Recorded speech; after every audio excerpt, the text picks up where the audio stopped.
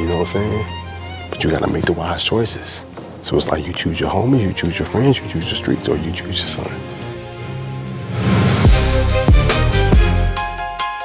This school has been dealing with some heavy stuff, but I talked to the staff and the administration, and their energy is like, hey, it's a new day at Lithonia High School. That's how they answer the phone. It's a new day at Lithonia High School, even though those kids are dealing with homelessness and gangs and prostitution. It's heartbreaking, but me and the staff believe their condition will not be their conclusion. These kids don't want to live like this. This is the reality of their environment and what they're dealing with. And so I'm honored to be able to support them and serve them and help them go to a whole new level. Look, I'm traveling the globe. I'm working with some of the biggest companies and organizations and schools. And let me tell you something, I'm committed to making an impact right here in the city I live in. So yeah, next stop, Lithonia High School. Let's get it. Appreciate you, man. All right. Okay, Lithonia High School. This is the amazing Educator of the Year right here. Come on, Educator of the Year. How are you? Great, blessed, glad to be here with you. Yeah. Oh, this sounds great.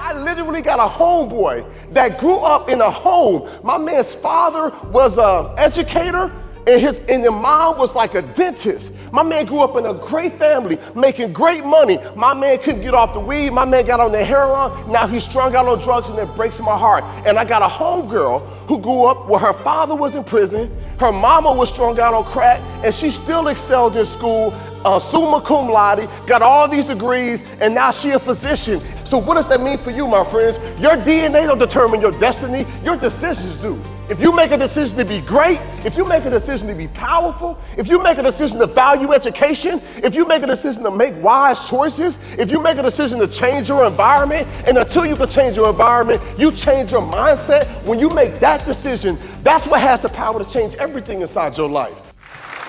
So watch this. I just balled the dollar up. So surely because it's been balled up, it's not crispy, it's not smooth like it was before. Is it worth maybe 85 cents now? How much is it worth? Still $1. All right, here we go. What if I stomp it? No, think about it. I just stomped it. That sucker stuck to the bottom of my shoes. How much is it worth now?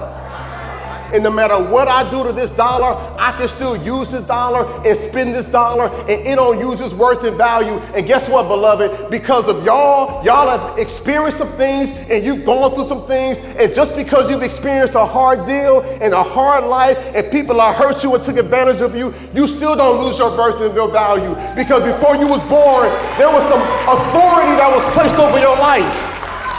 And no matter what you go through, so I know these kids because they were my kids last year. So I know like a lot of the problem kids, I seen them locked in. So one of the boys, when you said something, he stood up. I said, oh, you need to stand up. You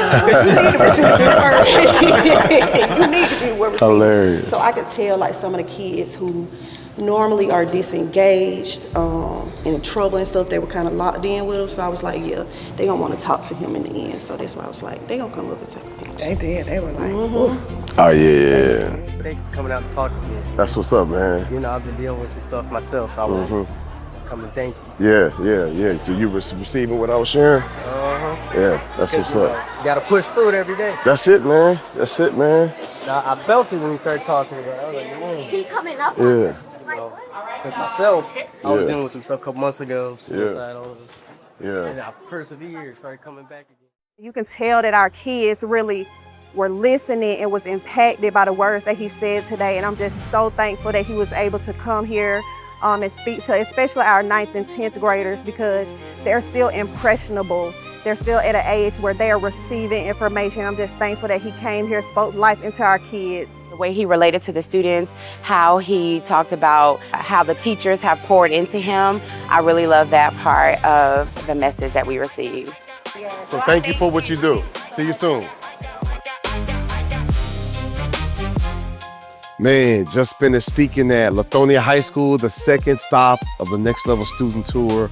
I'm gonna be honest, I left a little heavy, you know what I'm saying, to know that, you know, a large portion of their students are dealing with homelessness, lots of gang activity. That's what makes this tour so special. These kids want to feel seen, they want to feel valued, they want to feel loved. And so this is why we do what we do. And I gotta say a strong shout out to the team, the staff, the administrators, and the teachers. Like, man, they pouring into these kids on a regular basis. So it was an honor to be able to do this work with them.